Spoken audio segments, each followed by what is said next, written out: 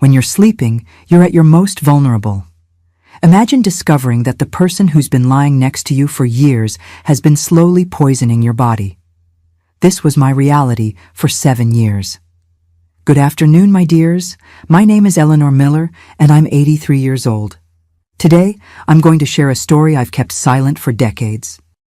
But before I begin, I'd like to ask you to please leave a like on this video, subscribe if you haven't already, and let me know in the comments which city you're watching from. It helps me tremendously to know who's on the other side listening to my story. I was born in 1942 in a small town in Kentucky called Pine Ridge. We were a simple family. My father worked in the coal mines, and my mother took care of me and my 5 siblings. In those days, girls didn't have many choices in life. I only studied until 4th grade. After that, I had to help at home while my brothers continued their education. At 19, I met Gerald at a church social. He was a handsome, hard-working man with a stable job at the textile factory, which was the pride of our region. Everyone said I'd struck gold when he started courting me. Back then, respectable girls didn't date for long. Within 6 months, we were engaged, and before I turned 20, we were married. Our house was small but tidy. It was near the factory where Gerald worked, a blue 2-story house with white windows. I remember it like it was yesterday. I planted flowers in the front yard and embroidered tablecloths. I prepared lunch for him to take every day. For the first 3 years, we lived the life every young woman dreamed of. He would go to work. I would take care of the house, visit my mother on Sundays after church, and we dreamed about the children we'd have. But God didn't send us children. At first we were sad, but Gerald said this way we could enjoy each other more. It was around 1965, after 3 years of marriage, when things started to change. Gerald got promoted at the factory and began working directly with the owner, Mr. Mendoza. With that came overtime, business dinners, trips to Chicago to buy materials. I missed him, but I was proud. My husband was moving up in the world, while my friends' husbands stayed in the same position. It was during this period that I started feeling the first pains. At first, they were small discomforts. I'd wake up with joint pain in my fingers, as if I'd spent the night tightly gripping something. Then came the leg pains, a burning sensation in my muscles. I thought it was fatigue. After all, the house was big, and I did everything myself. When I mentioned it to Gerald, he suggested I visit Dr. Paul, the town doctor. That was the first of many, many consultations that would become part of my life for the next 7 years. Dr. Paul examined me, said it wasn't anything serious, prescribed some pain pills, and sent me home. I took the medicine, but the pains didn't go away. In fact, as the weeks passed, they got worse. I went back to Dr. Paul 3 times that year. With each visit, he seemed more impatient with me. "Mrs. Miller, you need to occupy yourself more. Find something to distract your mind," he would say, as if I was making it all up. But I felt it. My God, how I felt it. It was a pain that started in my joints, then spread through my muscles. Some mornings I could barely get out of bed. In 1967, the pains became so intense that Gerald took me to a specialist in Louisville. We spent almost all our savings on tests, x-rays, blood work. The diagnosis, neurasthenia with psychosomatic manifestations. In simple words, the doctor was saying it was all in my head. "Your wife needs mental rest," he told Gerald, as if I wasn't in the same room. "I recommend a mild sedative before bed and vitamins to strengthen the nervous system." We returned home with a suitcase full of medications, sedatives, vitamins, painkillers. I took everything religiously, hoping some of it would work. Gerald started giving me the sedative every night with a glass of warm milk. "To help you sleep better, dear," he would say. And I believed him. How could I not believe the man who had promised to care for me in sickness and in health? The years went by and my pains only increased. It wasn't just in the morning anymore, it was all day. My hair started falling out, my nails became weak and brittle. I lost so much weight that my clothes seemed to belong to someone else. The neighbors started gossiping. They said I had the bad disease. Back then, people were even afraid to say the word cancer. Gerald seemed increasingly distant. The overtime increased. Sometimes he came home so late that I was already asleep, drugged by the sedatives. When I asked about work, his answers were short, irritated. "You wouldn't understand, Eleanor. It's men's business." In 1969, I made a promise to God. I lit candles for days in a row. I fasted on Fridays and prayed the rosary every night. I asked him to show me the cause of my pains or to take away my suffering. I've always had great faith, you know. I believed God doesn't give us a burden heavier than we can carry. It was that same year that Mrs. Clark moved into the house next to ours. She was different from the other women in the neighborhood. She had been a teacher in Louisville, was a widow, lived alone, and didn't care what others thought. She wore pants when other women only wore dresses, drove her own car, and smoked cigarettes on the porch while reading books. At first, the neighbors spoke poorly of her, saying she wasn't an example of a decent woman. But I was so lonely, so desperate for someone who wouldn't look at me with pity or suspicion, that I started visiting her in the afternoons when Gerald was at work.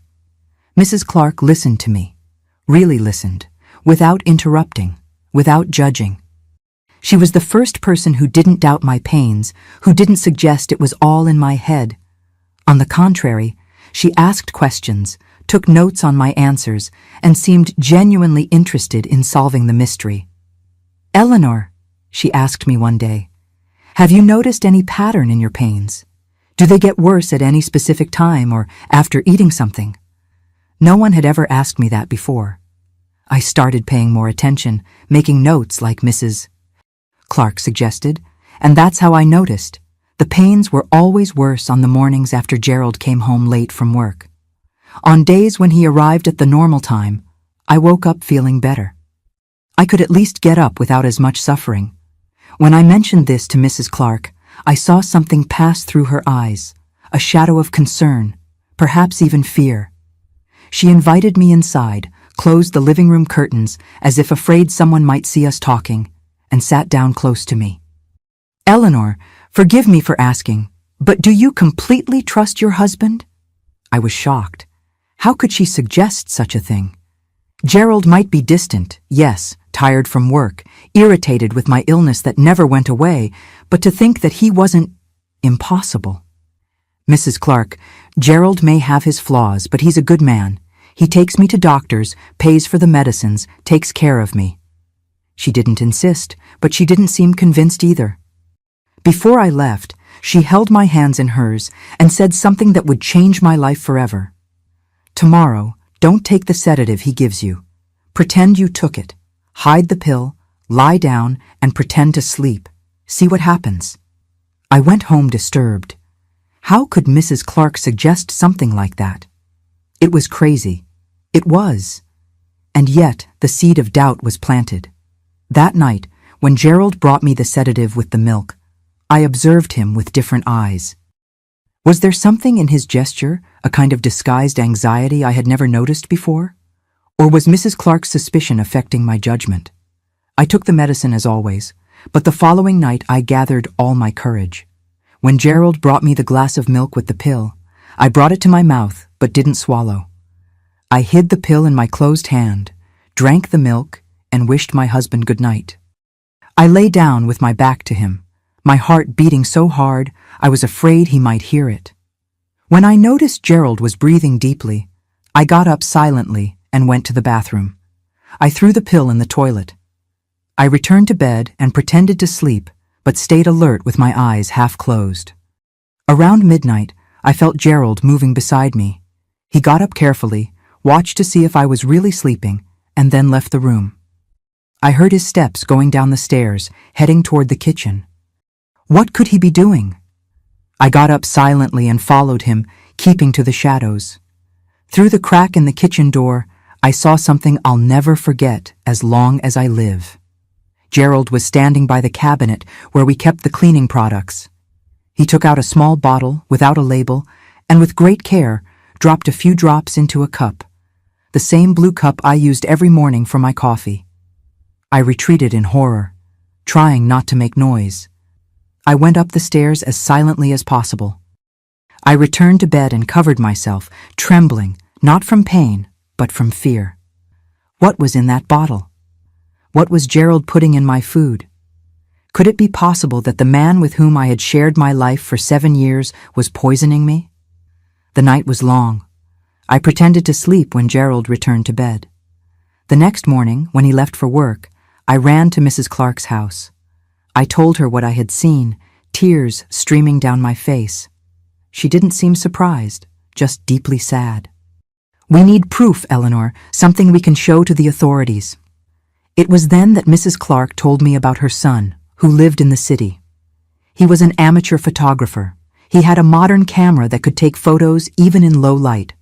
She called him, explained the situation without going into details, and 2 days later, he appeared with the equipment. George, Mrs. Clark's son, taught me how to use the camera. It was a strange object for me, heavy and complicated, but I understood the basics. We positioned the equipment on top of the kitchen cabinet, hidden by a plant, pointed directly at the countertop where the cups were kept. That night, I didn't take the sedative again. I spent hours awake, listening to every creak in the house, every sigh from Gerald. And again, around midnight, he got up and went down to the kitchen. I heard the familiar sounds, the cabinet door opening, the clinking of the cup. After a few minutes, he returned to bed. The next morning, as soon as Gerald left, I rushed to check the camera. The film had ended exactly as George had explained it would. I carefully saved the roll and took it to Mrs. Clark.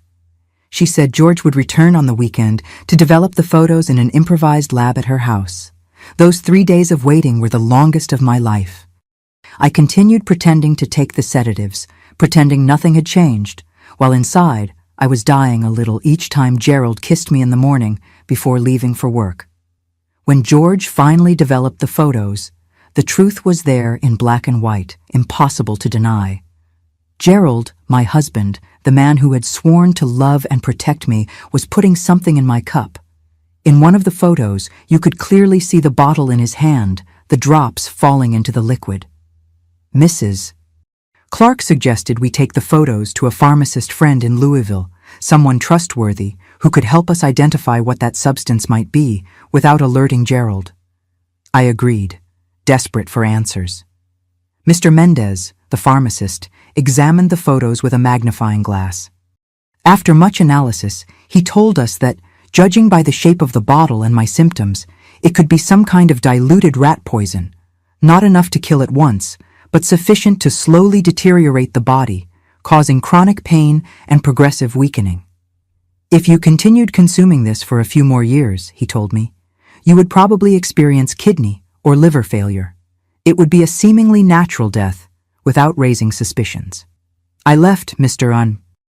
Mendez's pharmacy with weak legs, needing to lean on Mrs. Clark to avoid falling.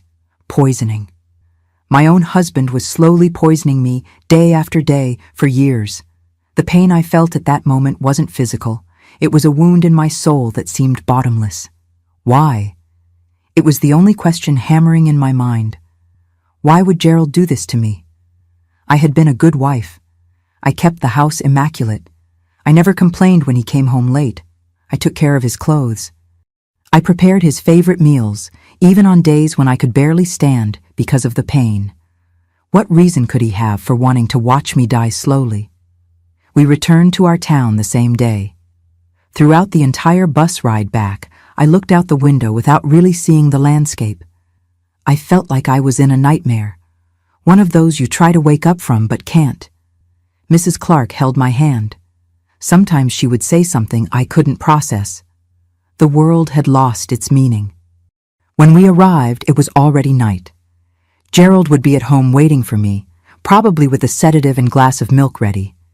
The idea of facing those eyes, of pretending everything was normal, made me nauseous. Mrs. Clark noticed my despair. "You don't have to go back home now," she said. "You can stay with me until we decide what to do." I accepted without hesitation. We sent a message to Gerald through the neighbor's son, saying I had become ill in Louisville and would need to stay hospitalized for a few days. It wasn't a complete lie. I really was sick, just not in the way he thought. For 3 days, I hid in Mrs. Clark's house, drinking liters of water trying to cleanse my body of that poison. Gradually, my mind started functioning again, connecting the dots. Gerald's overtime, the growing irritation, the distancing. There was something else happening, something I wasn't seeing. It was George who suggested we follow Gerald. "If he's trying to get rid of you," he said, "there must be a reason beyond money, since you're not rich." Usually in these cases, there's someone else involved. Another woman. The possibility had never seriously crossed my mind. Gerald was reserved, sometimes distant, but I never thought he might be cheating on me. Jealousy was never part of our marriage because I trusted him blindly from the first day. George offered to follow Gerald after work. Since he wasn't from town, there was no risk of being recognized. I wanted to go along, to see with my own eyes, but they convinced me it was too risky. That same night, George took his car and parked near the factory. When the shift ended, he saw Gerald leave, not alone as I expected, but accompanied by a woman. They got into Gerald's car and headed for the road leading to the next town. George followed at a safe distance. They stopped in front of a large house, one of those belonging to wealthy people. The woman got out first, Gerald right behind her. They entered the house hand in hand, without bothering to look around. They didn't act like people afraid of being discovered, but like a couple that felt safe, comfortable with each other. George waited for almost 2 hours. Gerald didn't come out. When he returned and told me everything, with Mrs. Clark by my side, something inside me broke. The last thread of hope, the one that said maybe there was an explanation, that maybe it was all a terrible mistake. There was no mistake. There was only betrayal, in the cruelest possible way. "Who is she?" I asked, my voice barely coming out. George hesitated, looked at his mother as if asking permission. "From what I could find out by asking around," he finally said, "it's Helena Mendoza, the sister-in-law of the factory owner. She became a widow 3 years ago when Mr. Mendoza's brother died in a car accident. She inherited everything, the house, the investments, even part of the factory shares.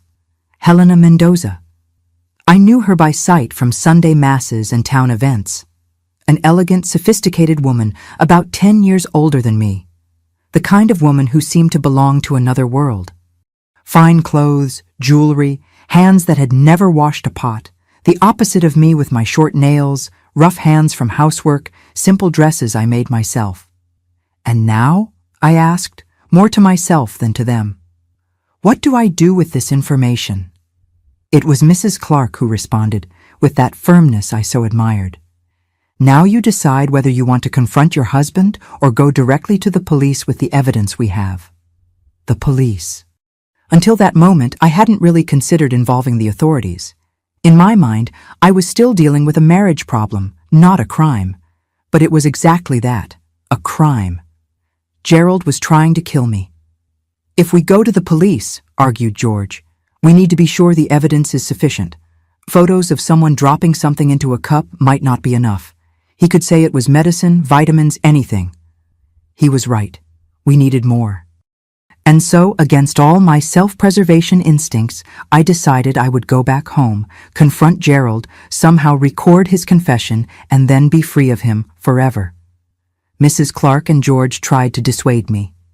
It was too dangerous, they said. What if Gerald realized I knew? What if he tried something more drastic to silence me? But my mind was made up. 7 years of pain, of humiliation, of being treated like I was crazy when in fact I was being poisoned. It had to end. And I needed to look into the eyes of the man who had destroyed my health and my trust. George lent me a small tape recorder, the kind reporters use. He showed me how it worked, how to hide it in the pocket of my apron. The plan was simple.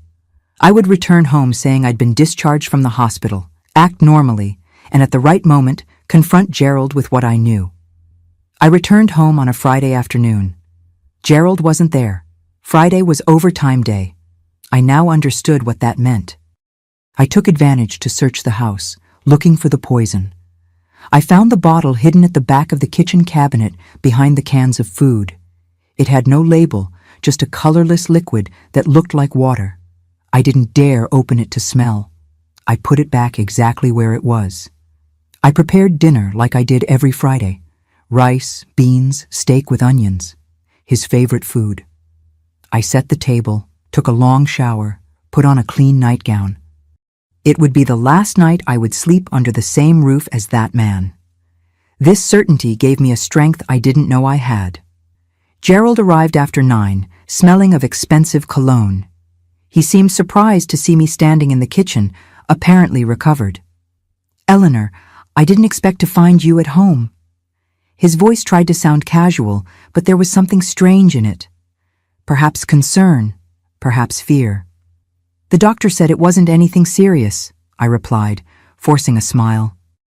"They gave me some stronger medicine and sent me home. I prepared your favorite dinner." Gerald seemed uncomfortable, as if he didn't know what to do with this new version of me. Smiling, apparently healthy. During dinner, we talked about trivial things. He avoided looking directly into my eyes, perhaps fearing what he might see reflected in them. After dinner, he said he was going to take a shower.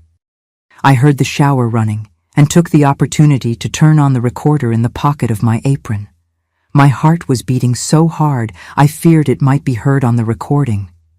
When Gerald returned to the kitchen, I was sitting at the table, the unlabeled bottle in front of me. The color drained from his face. His eyes went from the bottle to me, wide like those of a cornered animal. "What is this?" I asked calmly, though inside I was screaming. "Why do you keep rat poison in our food cabinet, Gerald?" I don't know what you're talking about," he stuttered, trying to appear indignant. "That must be some cleaning product. Don't mess with household things you don't understand." "I understand enough to know you've been putting this in my coffee every morning. I understand that these drops have been causing me pain for 7 years. I understand that you're trying to kill me, Gerald. What I don't understand is why." He tried to deny it, of course. He said I was crazy, that the doctors were right about my neurasthenia, that I was making things up, but I didn't back down. I placed the photos on the table, one by one, Gerald dropping the liquid into my cup night after night. The evidence was irrefutable. For long minutes, he stood in silence, looking at the photos. Then something changed in his face. The mask fell. I saw for the first time the real Gerald. Cold, calculating, a complete stranger to me. "You weren't going to die," he finally said, his voice strangely calm. "Not immediately. It would appear as a long, wearing illness no one would suspect." Hearing that direct confession, so devoid of any remorse, made my hands tremble under the table, but I maintained my composure. I needed him to keep talking. "Why, Gerald? What did I do to deserve this?" He gave a short, bitter laugh. "It's not about you, Eleanor. It never was. It's about Helena." And then the whole story poured out like poison from his own mouth. Helena and he had been together for almost 4 years, since before her husband's death.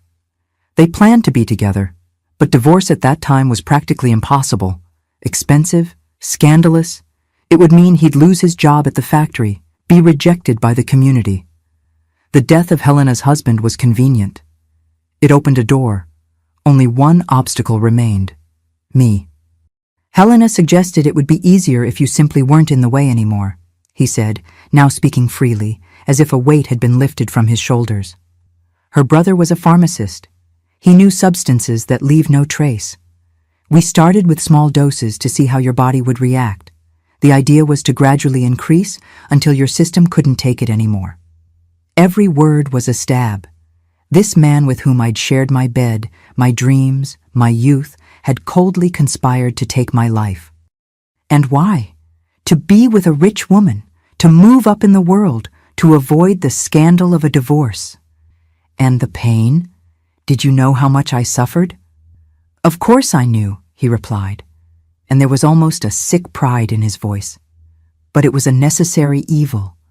The more you complained, the more the doctors believed it was all in your head.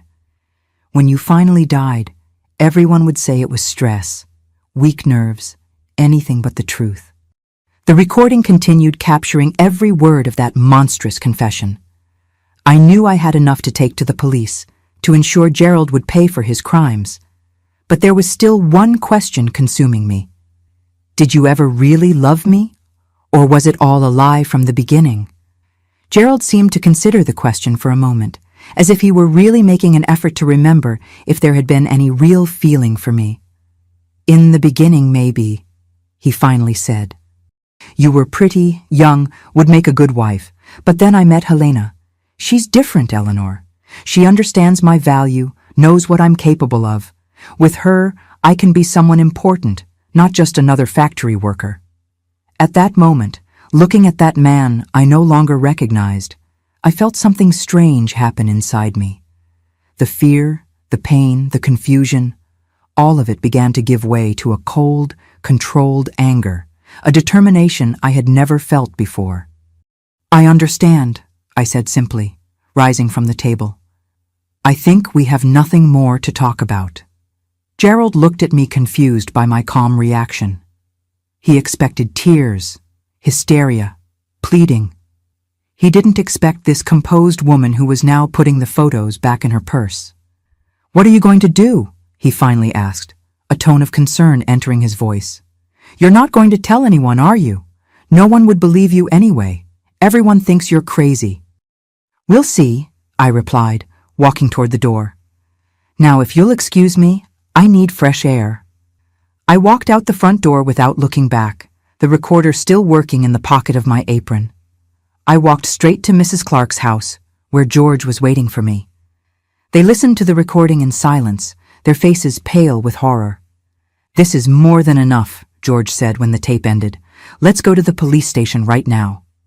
And that's what we did. Sheriff Morells, a serious middle-aged man, attended to us even though it was late at night.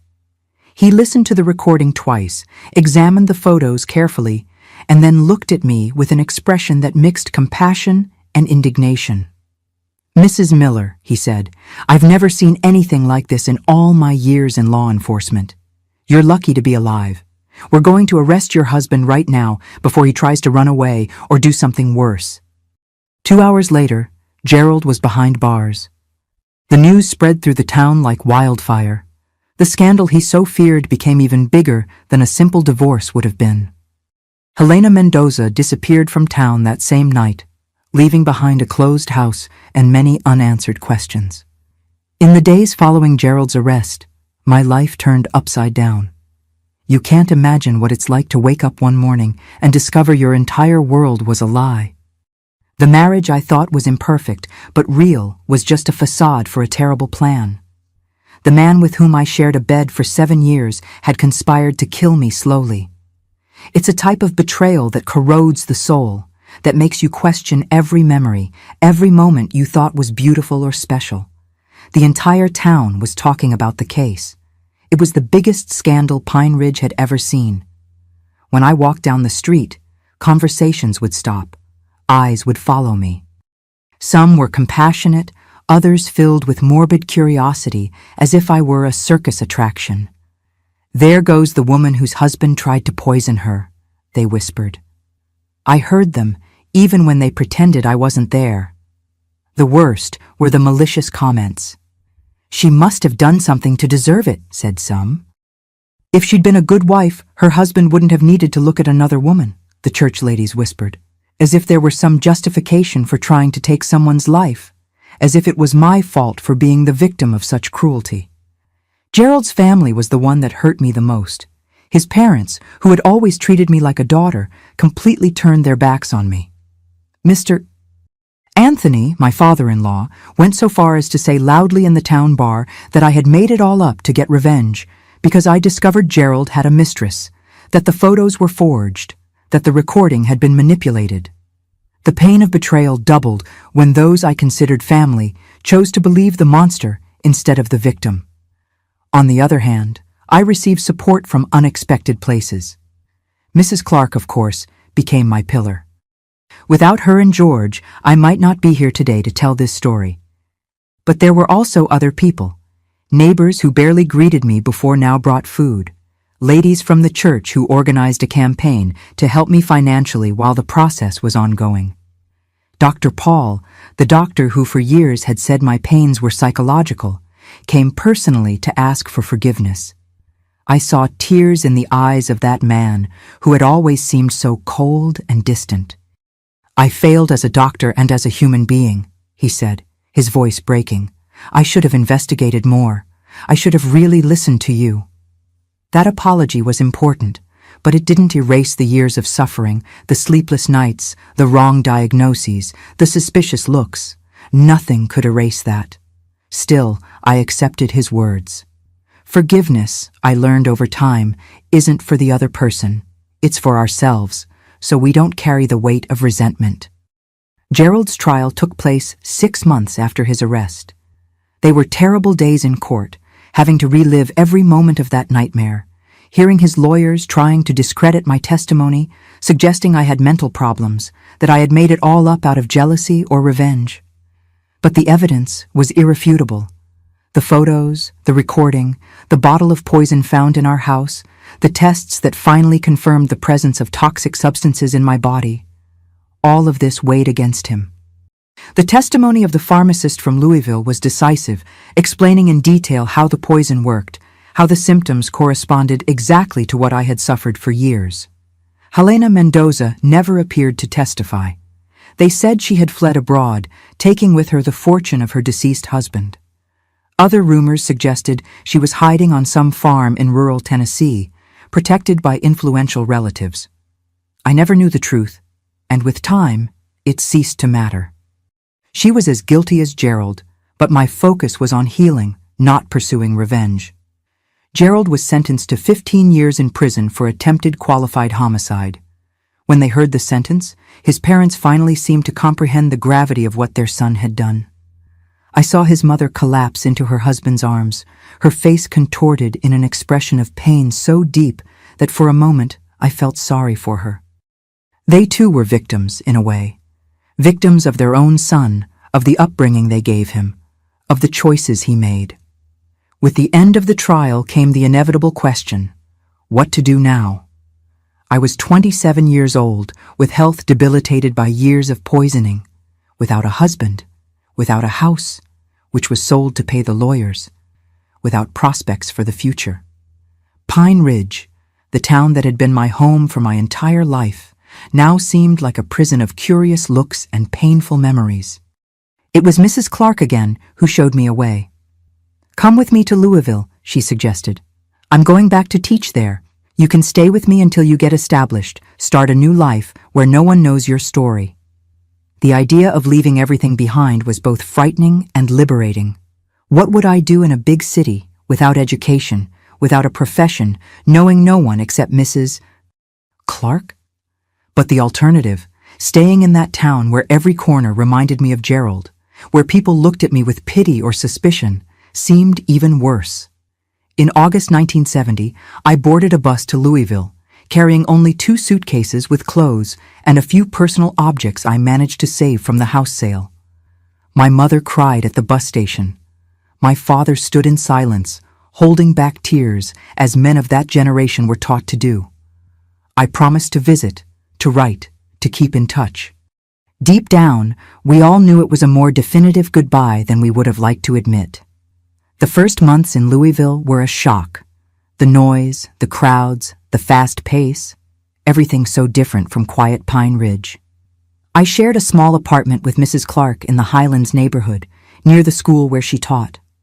In the first few days, I barely left the house, intimidated by the big city, afraid of getting lost, of being deceived, of facing a world I didn't understand. My health was still fragile. Although the pains had diminished significantly since I stopped being poisoned, years of toxins had left their mark. My digestive system was compromised. My kidneys functioned with difficulty. I had chronic anemia. I needed intensive medical care, this time with doctors who really listened to me, who didn't dismiss my symptoms as imaginary. The treatment was expensive, even with the help of Medicare. The money I received from selling the house was quickly running out. I needed to work. But who would employ a woman with fragile health, with no education beyond elementary school, with no experience in anything except housekeeping. That's when Mrs. Clark introduced me to Mrs. Sullivan, an elderly lady who lived alone in an apartment in the same building. She needed a companion, someone who would cook, administer her medicines, keep her company. The salary wasn't much, but it included a small room at the back of the apartment and all meals. I accepted immediately. Mrs. Sullivan was an angel in my life. A cultured widow who had been a university professor, she had an impressive library and loved to talk about books, politics, art, subjects that had never been part of my life in Pine Ridge. At first, I felt intimidated by her erudition, ashamed of my own ignorance, but she never made me feel inferior. Intelligence isn't in diplomas, Eleanor, she would tell me. It's in curiosity, in the desire to learn, in the ability to adapt, and in that, you are rich. Under her guidance, I began to read, first simple books, then more complex works. She taught me new words, patiently corrected my grammar, lent me books she thought I would like. At night, after I finished my chores, we would sit in the living room and she would tell me about the places she had visited, Paris, Rome, London, as if she were taking me along in her memories. It was also Mrs. Sullivan who encouraged me to study formally. It's never too late to resume your studies, she insisted. At 29, I went back to school, attending night classes to complete middle school. I was the oldest student in the class, surrounded by teenagers, but that didn't intimidate me. Each new lesson was a victory over my past, proof that Gerald had not succeeded in destroying me. In 1973, Mrs. Sullivan suffered a stroke. I did everything I could to help her recover, returning a little of what she had done for me. She survived but was left with the left side of her body partially paralyzed, needing more intensive care. Her daughter, who lived in New York, decided to take her to live with her. I was devastated by the separation, but Mrs.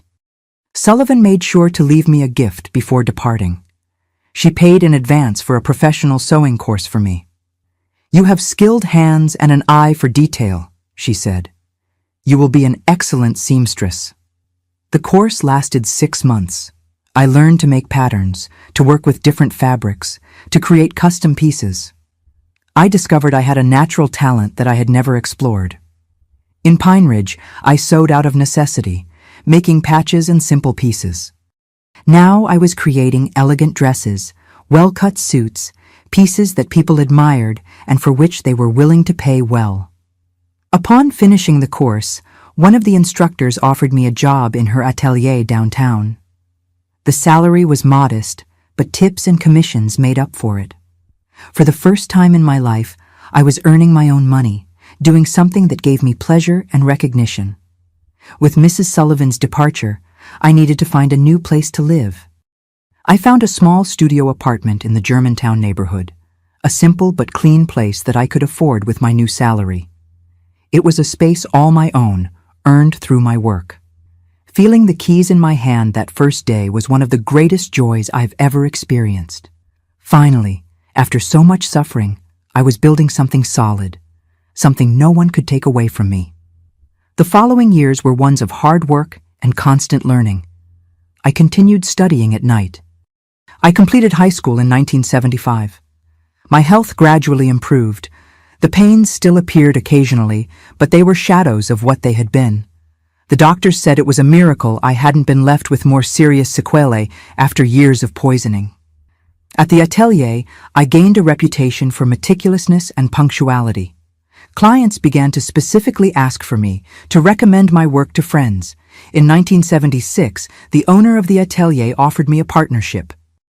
She would contribute the space and the established clientele. I would contribute my work and talent. It was a proposal that changed my life. Spring Atelier. That was the name we chose together. A symbol of the rebirth, the renewal I sought so much. The sign on the door had golden letters on a light green background. Whenever I looked at it, I felt a mixture of pride and disbelief. How had that broken, poisoned, abandoned young woman transformed into the businesswoman I was becoming? It was at the atelier that I met John in 1977. He came to order a suit for his daughter's wedding. A widower for 5 years, he was a simple man who owned a small carpentry shop in the Butchertown neighborhood. He didn't have the sophistication of Mrs. Sullivan or the handsomeness of Gerald when he was young, but he had something infinitely more valuable, a genuine kindness, a transparent honesty in his gaze. Our relationship started slowly, with caution on both sides. I, for obvious reasons, was afraid to trust again. He, out of respect for the memory of his deceased wife, hesitated to move forward. We went out for coffee a few times, then for Sunday lunches, always in public places, always with light conversations. With time, I opened up. I told him about Gerald, about the poisoning, about my escape to Louisville. I expected to see in his eyes what I had seen in so many others: pity, suspicion, or that morbid curiosity. But John just held my hands in his, rough from working with wood, and said, "You are the strongest woman I've ever known, Eleanor." It wasn't a sweeping romance like those in movies or books. It was something quieter, more mature, built on solid foundations of mutual respect and admiration.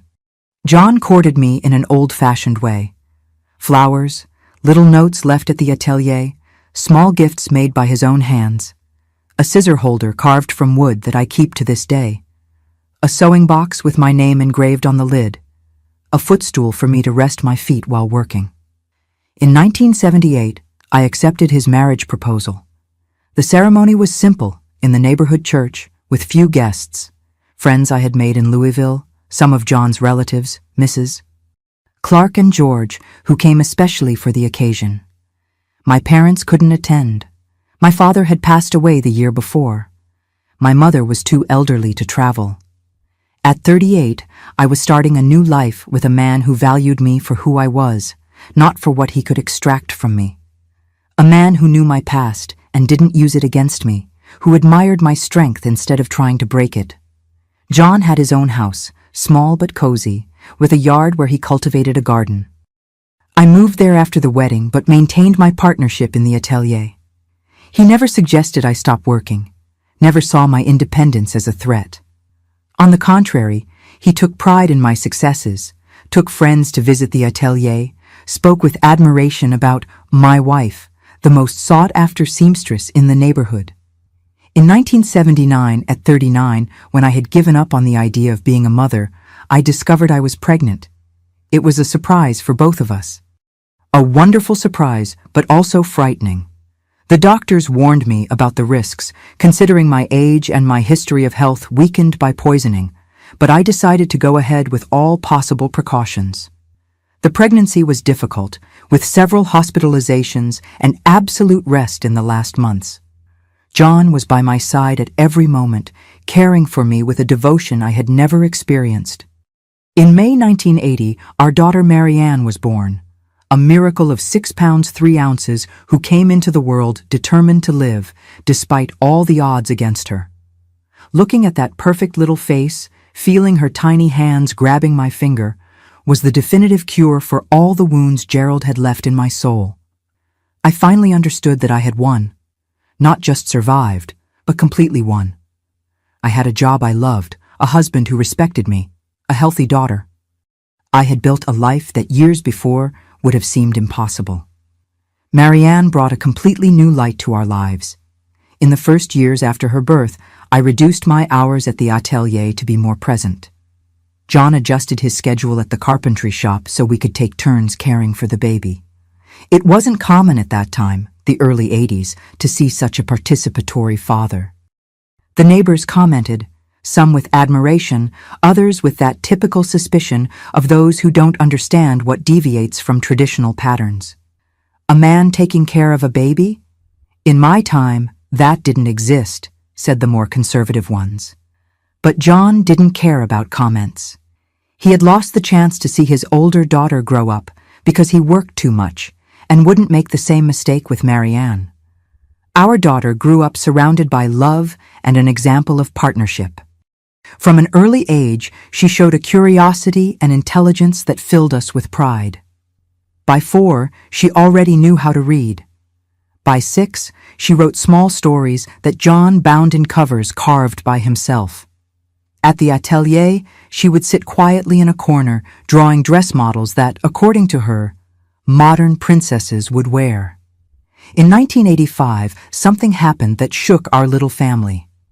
I received a letter from Pine Ridge. It was from my younger sister Nancy, with whom I maintained sporadic contact by phone. The letter, written with trembling handwriting and stained with tears, informed me that my mother was very ill. "The doctors say she won't make it past this month," wrote Nancy. "She's asking to see you one last time." 15 years had passed since I left my hometown. 15 years in which I had avoided even thinking about that place, as if I could erase its existence from my memory. I had visited my family a few times, always making them come to Louisville, inventing excuses not to return to Pine Ridge.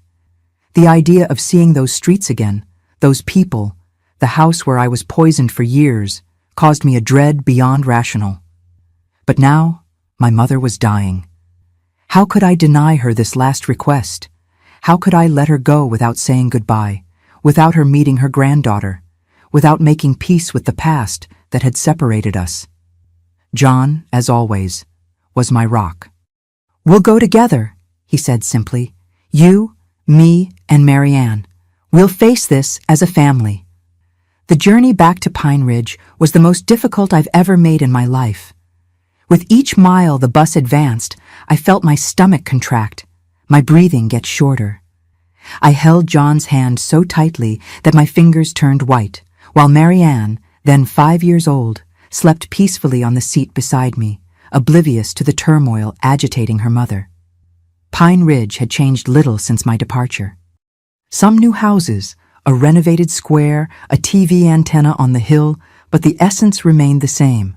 That slow rhythm, that familiarity where everyone knows everyone else's business, that heavy air of untold stories. My mother was staying at Nancy's house, a simple 2-story home on the same street where we grew up. When I entered the room where she was resting, I hardly recognized her. The strong, energetic woman who populated my memories had been transformed into a fragile being, skin and bones, yellowed by the disease consuming her liver. Her eyes, however, lit up when she saw me, and even more when I introduced Marianne, the granddaughter she hadn't met. "How she looks like you when you were a child," she whispered, extending her trembling hand to touch the girl's face. The same curious eyes, the same determined chin. We spent a week in Pine Ridge, intense days where I cared for my mother with my sisters, where Marianne met cousins she didn't know existed, where John charmed everyone with his simplicity and kindness. But they were also difficult days where I had to face looks and whispers when I walked through town. Most people were kind. Many came to greet me, to say they missed me, that they were happy to see me recovered and happy. Others were more direct, asking about that terrible case, wanting to know details about my life after the scandal. Politely but firmly, I deflected those questions. My story belonged to me, not to others' curiosity. On the 5th day of our stay, while shopping at the general store with Marianne, an elderly lady approached. I recognized her immediately, though she was much older, Mrs. Miller, Gerald's mother. My first instinct was to protect Marianne, as if that lady could somehow hurt her. I pulled my daughter close to me, ready to quickly leave the store, but something in Mrs. Miller's look stopped me. There was no hostility there, just a deep sadness, a kind of silent plea. "Eleanor," she said, her voice almost a whisper. "May I speak with you for a moment? Please?" I hesitated. That woman represented a part of my life I had fought so hard to overcome. On the other hand, she too was a victim, the mother of a man who committed a terrible crime, who saw her son imprisoned, her family crumble under the weight of shame. "Marianne, dear," I said to my daughter, "go to the counter and ask Mr. Joseph for a package of those cookies you like. Mommy's going to talk here for a minute." When the girl walked away, I faced Mrs. Miller. What could she want after so many years? "He died," she said simply. "Gerald, in prison 3 years ago. Tuberculosis." The news hit me in a strange way. I didn't feel joy, or satisfied revenge, not even relief.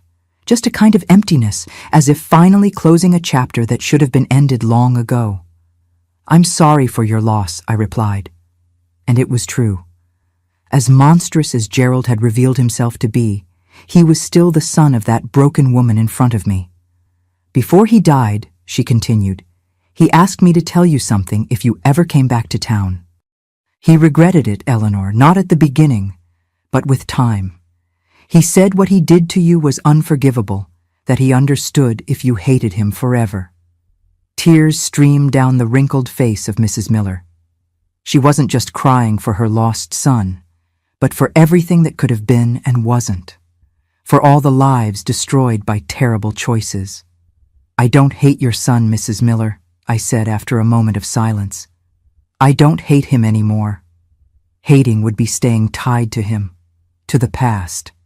I learned that the best revenge is living well, building a happy life despite everything." At that moment, I realized it was true. The hatred that once consumed my heart had gradually dissipated, replaced by love for my new family, my work, the person I became thanks to the difficulties I faced. Mrs. Miller nodded, wiping away tears with a worn handkerchief. "You were always better than all of us, Eleanor. Always."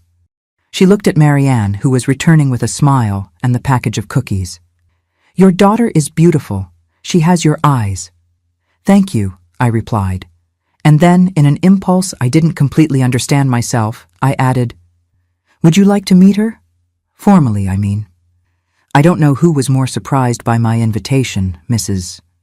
Miller or myself, but at that moment I felt it was the right thing to do. Not for Gerald, not for her, but for me, to show myself that I was completely free of the past, that I could face any part of it without fear or resentment. I introduced Marianne as a friend of Mommy's from the old days. The girl, polite as always, extended her small hand, which Mrs. Miller held as if it were a precious jewel. We didn't linger. I said goodbye with a discreet nod and left the store, feeling a weight leave my shoulders. A weight I had carried for so long that I no longer noticed its existence. My mother passed away 3 days later, peacefully, in her sleep. I was beside her, holding her hand, when I felt her breathing grow weaker until it stopped completely. I cried, of course, but it was the calm cry of someone saying goodbye, knowing that everything that needed to be said had been said, that the peace that needed to be made had been made. The funeral was simple, as she would have wanted. The entire town attended. My mother had always been respected in the community, known for her kindness and hard work. Mrs. Miller came too, keeping discreetly to the back of the church. Our eyes met once, a silent understanding passing between us. Forgiveness, not forgetting. Peace, not reconciliation. It was the most we could offer each other. We returned to Louisville the next day. As the bus left Pine Ridge behind, I looked out the window at those streets where I grew up, where I loved, where I suffered, where I almost lost my life. I no longer felt fear or anger, just a strange gratitude for having survived, for having had the strength to start again, for having found a path to happiness when everything seemed lost. The years that followed brought more blessings to our family. In 1987, to our surprise, I discovered I was pregnant again at 45. The doctors were even more cautious this time, considering my advanced age for that era. But Charles was born strong and healthy, completing our family in an unexpected and wonderful way. The atelier was thriving, becoming one of the most respected in Louisville. In 1990, we expanded to a larger space, hiring more seamstresses and also offering courses for young women who wanted to learn the craft. It was my way of giving back everything I had received from Mrs. Sullivan, of passing on the opportunities that transformed my life. John and I celebrated 25 years of marriage in 2003 with a simple party in our backyard, surrounded by friends and family. Marianne, already graduated from law school and working at a law firm focused on women's causes, gave a moving speech about how our love story had shaped her view of relationships and justice. "My parents taught me," she said, her voice firm despite the tears in her eyes. That no matter how deep the wounds, it's always possible to rebuild. It's always possible to love again. And they taught me that true strength isn't in never falling, but in getting up every time life knocks us down. I looked at my daughter with my heart overflowing with pride. How was it possible that from that broken, poisoned, desperate young woman I once was, this strong, conscious woman determined to make the world a better place had been born? Charles followed a different path, inheriting his father's talent for carpentry. He opened his own workshop, specializing in the restoration of antique furniture, a meticulous job that required patience and vision, qualities he inherited from both of us. In 2010, John was diagnosed with pancreatic cancer, already at an advanced stage. The doctors gave him 6 months, but my warrior fought for almost 2 years, determined to see Charles graduate from design school. He managed it by a hair. He passed away 3 weeks after the graduation, at home, surrounded by all of us. The pain of losing John was different from all other pains I had experienced in life. It wasn't the sharp pain of betrayal or the physical pain of poisoning. It was a deep pain, a constant emptiness, the absence of someone who had been part of me for more than 3 decades. But there was also gratitude for each shared day, for each built memory, for the love that sustained us through so many storms. In the years that followed, I gradually transferred the administration of the atelier to my trusted assistant, keeping only a few old clients who insisted they only trusted my hands for their special work. I dedicated myself more to family, my children, my 3 grandchildren who arrived over the years, the community we built around us, and I also dedicated myself to a new mission. Inspired by Marianne's career, I began giving talks at community centers and shelters for women victims of domestic violence. I told my story, not to seek sympathy or shock, but to show that there is life after trauma, that it's possible to rebuild even when everything seems lost. If I'm here today, I would say to these women with frightened eyes and bodies marked by abuse, an 83-year-old woman who survived a husband who tried to kill her slowly with poison, who rebuilt her life from scratch, who found true love and created a happy family. If I'm here, any of you can be here too. The journey isn't easy, but it's possible, and you're not alone. Seeing the spark of hope appear in these women's eyes, receiving their tight hugs, hearing weeks later that one of them found the courage to leave home, to report, to start over.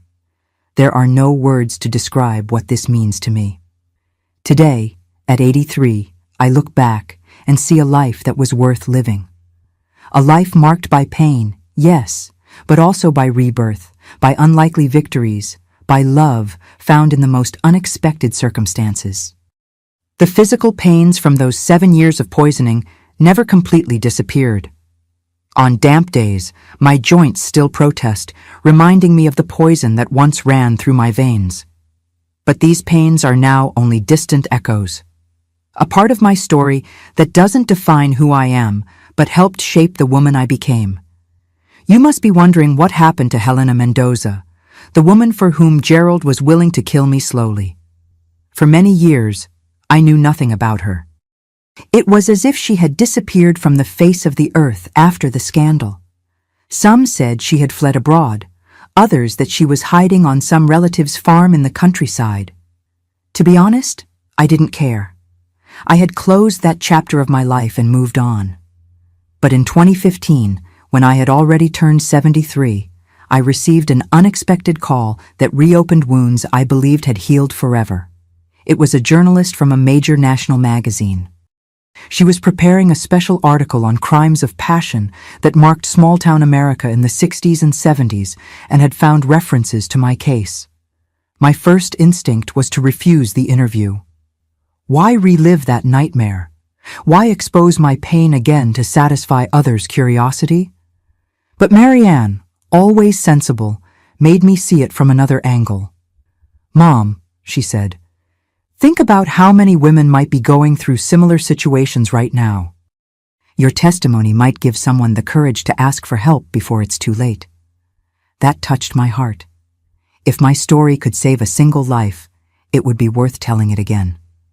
I agreed to the interview, on the condition that it be held in my home, with my family present, and that the focus would be on overcoming, not just on the horror of what I lived through. The journalist, Rebecca, was a woman in her 40s, with keen eyes and a gentle manner. She brought a discreet photographer and a recorder. For 3 hours I retold my story. The mysterious pains, the discovery of the poisoning, Gerald's arrest, my escape to Louisville, the rebuilding of my life with John, our children, my work with women victims of violence. When I finished, I noticed Rebecca had teary eyes. She wasn't just a professional collecting a story. There was something personal there, something that touched her deeply. "Mrs. Miller," she said hesitantly, "there's something I discovered during my research for this article. Something you might need to know. I don't know if it's right to tell you, if it will only reopen wounds, but I feel you have the right to know." My heart quickened. What could be so important after so many years? "Helena Mendoza is alive," continued Rebecca. "She lives in a nursing home in Nashville. She has advanced Alzheimer's, rarely has moments of lucidity. But before losing her memory, she gave an interview to a local newspaper confessing her role in your poisoning. I felt the air leave my lungs.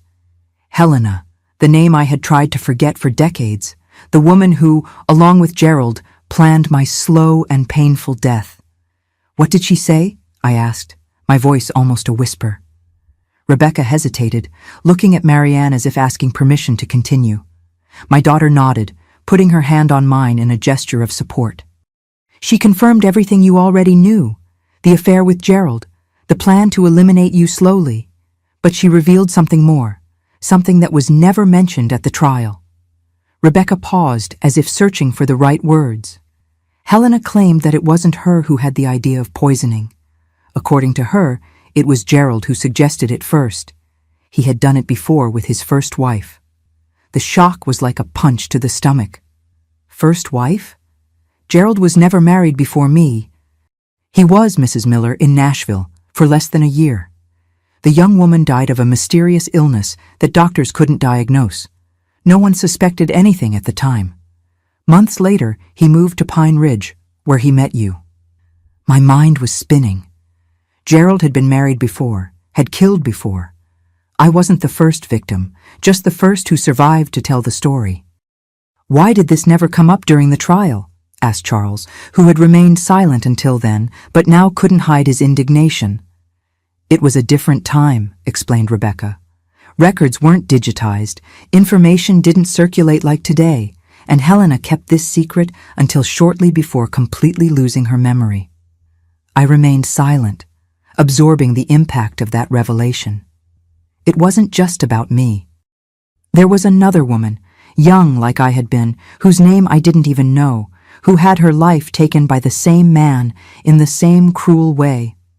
A woman who didn't have a Mrs. Clark to help her, a camera to expose the truth, a chance to survive and rebuild her life.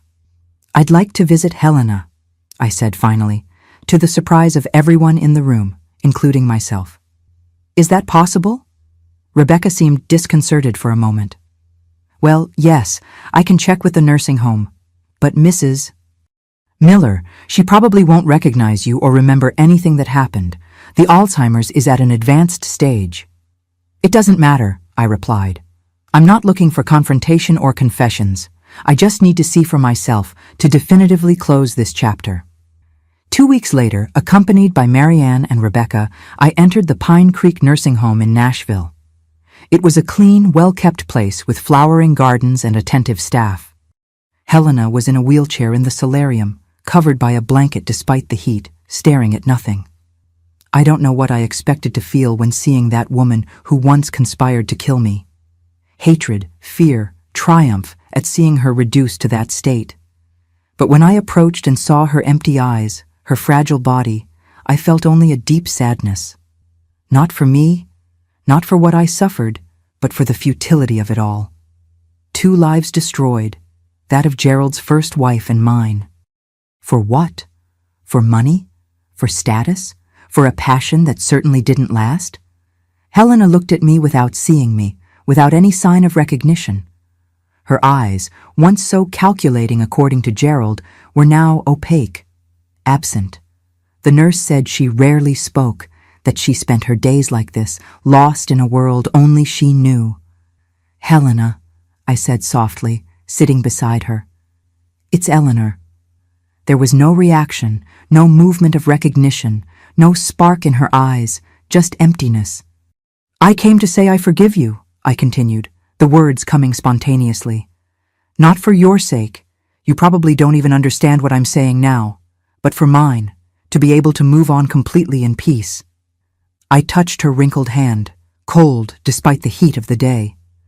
For an instant, so brief that later I wondered if I had imagined it, her fingers closed slightly over mine. Then they returned to being motionless. I left the nursing home with a strange feeling of conclusion, as if a book that had been open for decades had finally been closed. On the way back to Louisville, I told Marianne and Rebecca about the other thing I discovered during that visit, something the nurse revealed when I asked how long Helena had been there. "You know what's most ironic?" I said. "Helena has been in that nursing home for 15 years. You know who pays her expenses?" Both shook their heads, curious. "Her nephew, her brother's son, the only relative she has left. The same Helena who conspired to kill her brother-in-law, who got the inheritance when he died, now depends on her nephew's charity. All the money she inherited, which was one of the motives for wanting to get rid of me, is gone. She lost everything in bad investments and fraudulent schemes. In the end, nothing remained of everything she and Gerald planned." There was a lesson there, a kind of poetic justice that didn't come from courts or prisons, but from life itself, following its relentless course. Rebecca's article was published 2 months later, occupying 8 pages of the magazine. It was honest without sensationalism, focusing as much on the horror of what I lived through as on the strength I found to start over. The photos showed me as I am now, a white-haired lady surrounded by children and grandchildren in the garden of the house I built with John. But they also included archive images: me when young, Gerald, the house in Pine Ridge, the bottle of poison presented at the trial. The impact was greater than any of us could have predicted. In the days following the publication, my phone wouldn't stop ringing. They were women from all over the country, of all ages. Some victims of domestic violence, others who had recognized signs of abuse in their relationships thanks to my story.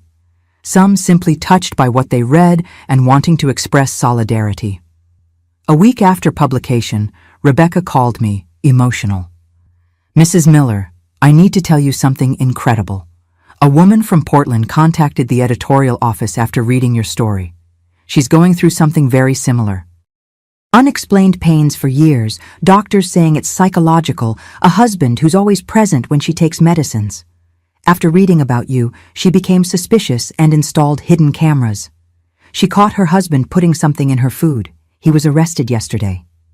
I cried when I heard that. A life saved. A woman who wouldn't have to go through what I went through, who could save herself before it was too late, thanks to my story. At that moment, all the pain, all the exposure, all the discomfort of reliving the past, it was all worth it. In the following months, I was invited to television programs, to lectures at universities and events about domestic violence.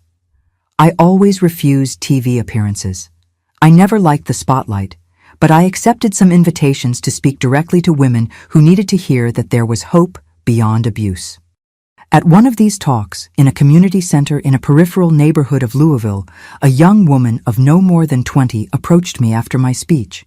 She had a frightened look, her hands trembling slightly. "Mrs. Miller," she said so softly that I had to lean in to hear. "How did you know?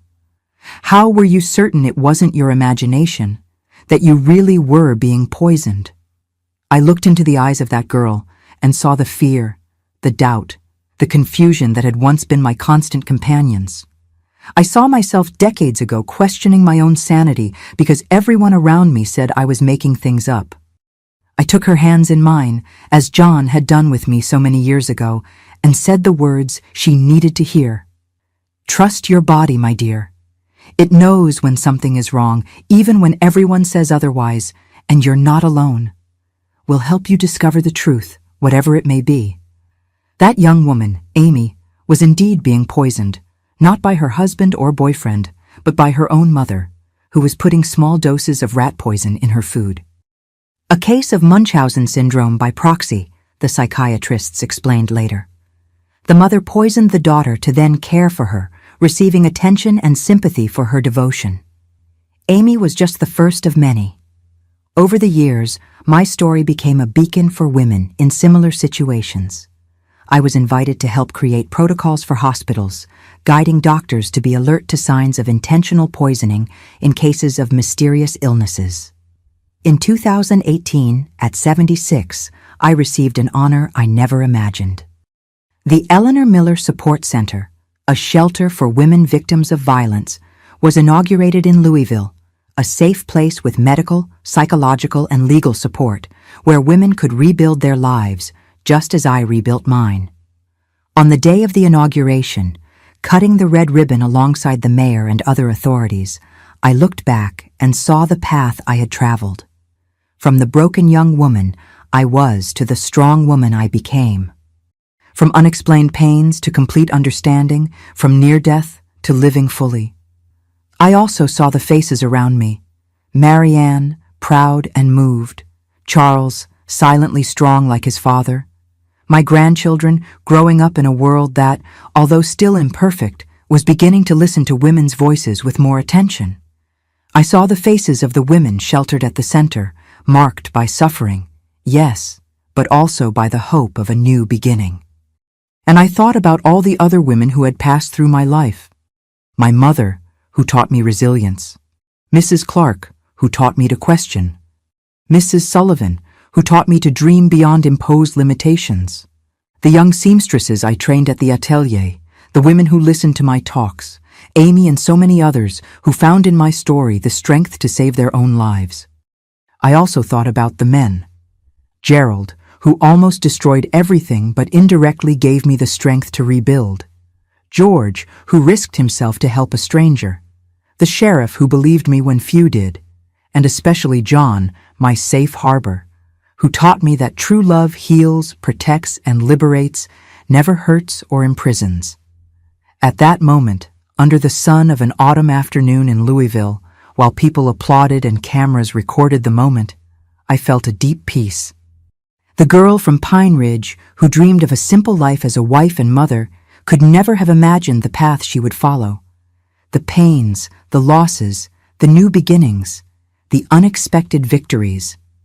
What Gerald didn't understand, what Helena would never understand, is that you cannot destroy someone who refuses to be destroyed. The poison that was meant to kill me ended up strengthening me in ways no one could have foreseen. Each drop that entered my system, causing pain and confusion, also planted a seed of resistance, of determination, of refusal to give up. Today, at 83, I look at the scars I carry, the physical ones that the poison left in my fragile body, and the emotional ones that time helped heal, and I see marks of a battle won. I didn't just survive, I thrived. I didn't just exist. I lived fully, loved deeply, contributed significantly. And if there's a message I'd like to leave with you who are watching now, it's this. No matter how dark the night, how deep the pain, how impossible the path ahead seems, there is hope. There is always a dawn waiting for those who have the courage to continue until the light comes. I am living proof of this. The poison that was supposed to kill me ended up giving me a new life. The pains that seemed without explanation became the source of a strength I never knew I possessed. And the camera I installed to discover the truth not only saved my life that distant night in 1969, but continued to save lives decades later through my shared story. Life is like that. Unpredictable, sometimes cruel, frequently surprising in its ability to transform the worst suffering into the greatest blessing. Everything depends not on what happens to us, but on what we choose to do with what happens. I chose to live. I chose to love again. I chose to transform my pain into purpose. And it's this choice, renewed each morning when I wake up and thank God for one more day that brought me here before you, to share not just a story of horror, but primarily a story of hope. Because that's what we are in the end, not just survivors of life's storms, but navigators who learn to use even the most adverse winds to reach ports we never dreamed of reaching. And before I say goodbye, I'd like to ask all of you who are watching, please leave a like on this video, subscribe if you haven't already, and share this with someone who might need to hear this message of hope. Each subscription, each like, helps this story reach more women who might be going through what I went through. And don't forget to comment which city you're watching from. I love knowing that my story is reaching people from all across America.